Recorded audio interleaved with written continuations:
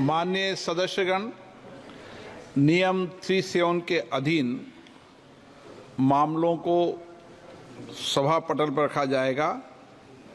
जो माननीय सदस्य नियम 37 के अधीन मामलों को जिनको आज उठाने की अनुमति प्रदान की गई है वह व्यक्तिगत रूप से सभा पटल पर रख सकते हैं। माननीय विदेश मंत्री जी।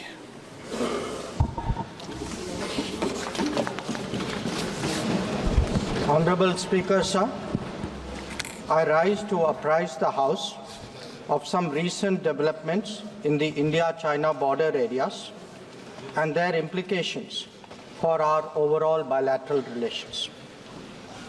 The House is aware that our ties have been abnormal since 2020, when peace and tranquility in the border areas were disturbed as a result of Chinese actions. Recent developments that reflect our continuous diplomatic engagement since then have set our ties in the direction of some improvement. The House is cognizant of the fact that China is an illegal occupation of 38,000 square kilometers of Indian territory in Aksai Chin as a result of the 1962 conflicts and the event that preceded it. Furthermore, Pakistan illegally ceded 5,180 square kilometers of Indian territory to China in 1963, which has been under its occupation since 1948. India and China have held talks for multiple decades to resolve the boundary issue. While there is a line of actual control, LAC, it does not have a common understanding in some areas. We remain committed to engaging with China through bilateral discussions to arrive at a fair, reasonable, and mutually acceptable framework for a boundary settlement. Honorable members would recall that the amassing of a large number of troops by China along the LAC in eastern Ladakh in April-May 2020 resulted in face-offs with our forces at a number of points.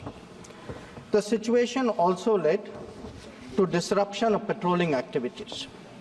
It is to the credit of our armed forces that despite logistical challenges and the then prevailing COVID situation, they were able to counter-deploy rapidly and effectively.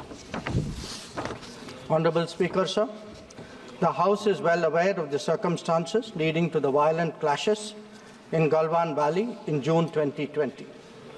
In the months thereafter, we were addressing a situation that had not only seen fatalities for the first time in 45 years, but also a turn of events serious enough for heavy weaponry to be deployed in close proximity to the LAC.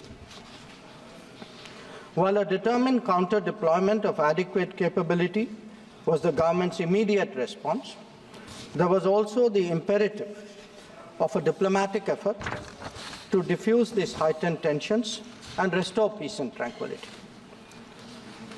Honorable Speaker, sir, the contemporary phase of our ties with China dates back to 1988, when there was a clear understanding that the Sino-Indian boundary question will be settled through peaceful and friendly consultations. In 1991, the two sides agreed to maintain peace and tranquility in the areas along the LAC, pending a final settlement of the boundary question. Thereafter, in 1993, an agreement was reached on the maintenance of peace and tranquility. Subsequently, in 1996, India and China agreed on confidence-building measures in the military field. In 2003, we finalized a declaration of principles of our relations and comprehensive cooperation, which included the appointment of special representatives. In 2005, a protocol was formulated on modalities for the implementation of confidence-building measures along the LAC. At the same time, the political parameters and guiding principles for the settlement of the boundary question was agreed to.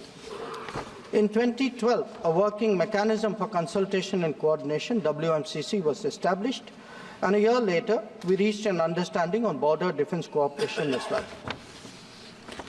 Speaker, sir, the purpose of my recalling these agreements is to underline the elaborate nature of our shared efforts to ensure peace and tranquility, and to emphasize the seriousness of what its unprecedented disruption in 2020 implied for our overall relationship.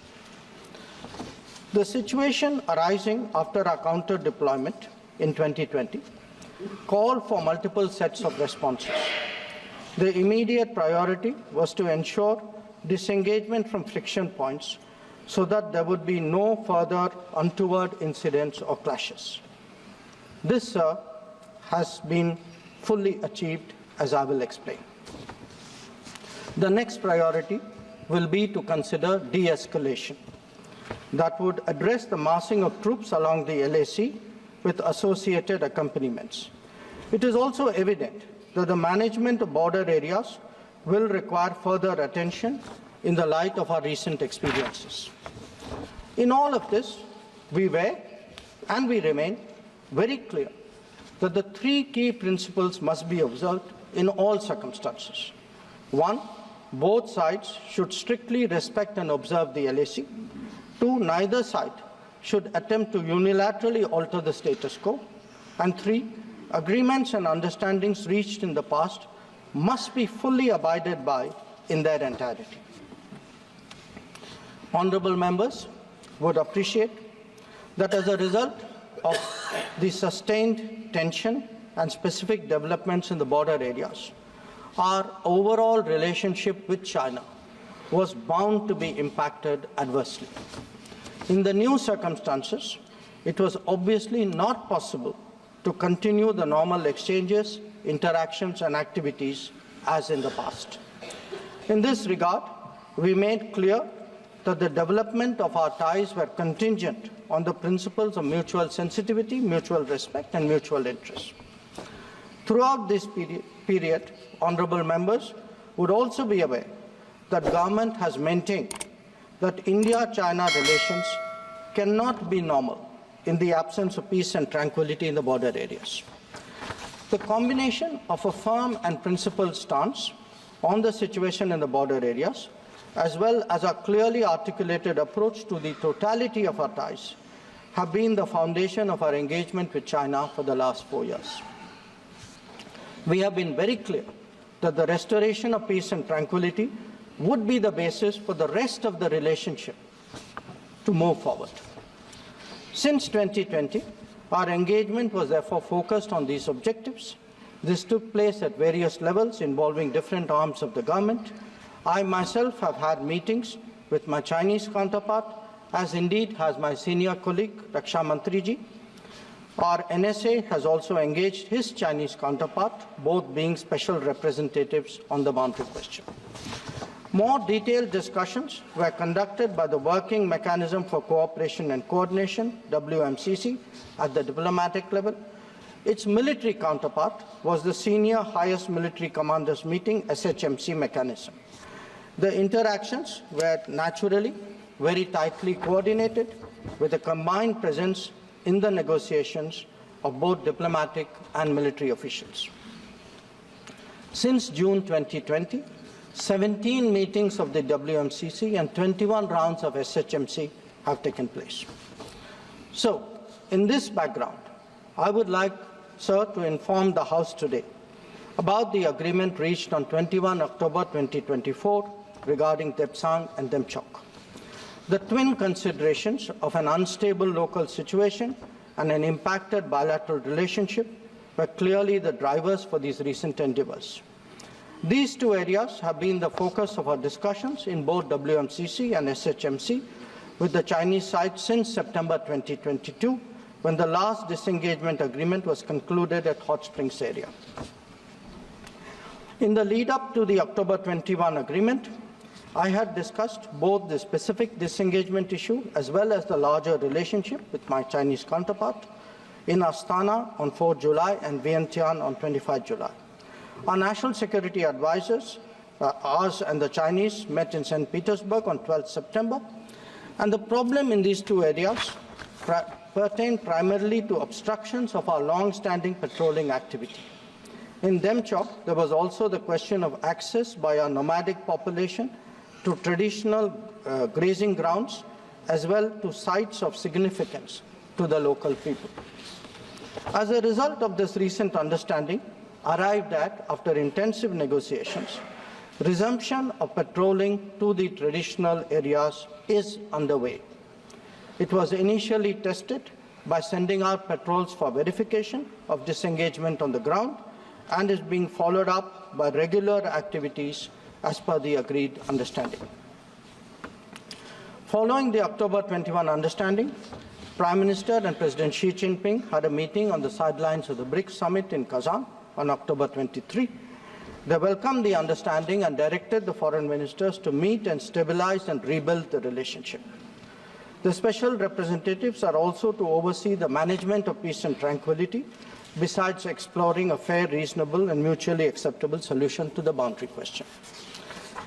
In pursuance of that, I recently held discussions with Foreign Minister Wang Yi again on the sidelines of the G20 summit in Rio de Janeiro on November 18th.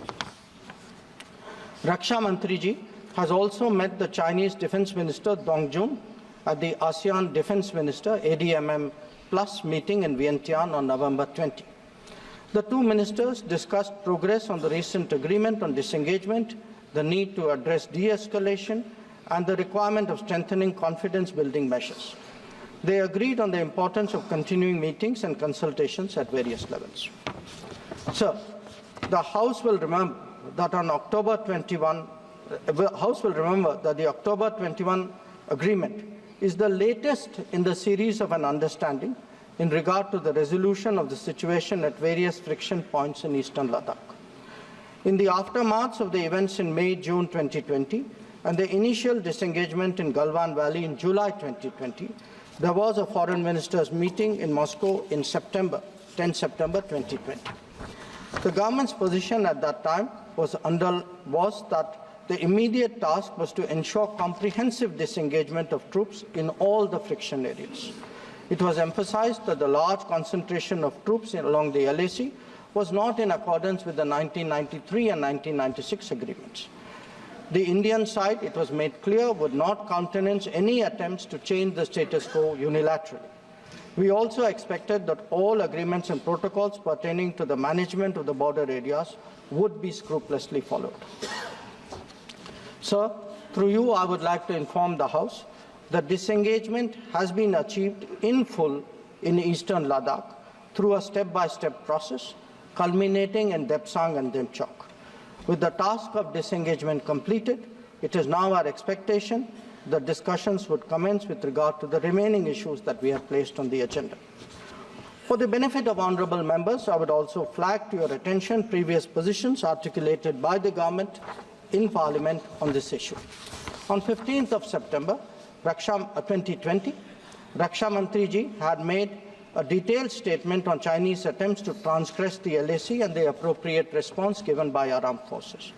On the 11th of February 2021, Raksha Mantri had again briefed the House about our disengagement agreement in the north and south banks of the Pangong Lake. Thereafter, in August of 2021, a third phase of disengagement took place in the area of Gogra, whereby troops would henceforth be in their respective bases. The next step took place in September 2022, pertaining to the Hot Springs area. Again, forward deployments ceased in a phased, coordinated and verified manner, resulting in the return of troops to their respective areas.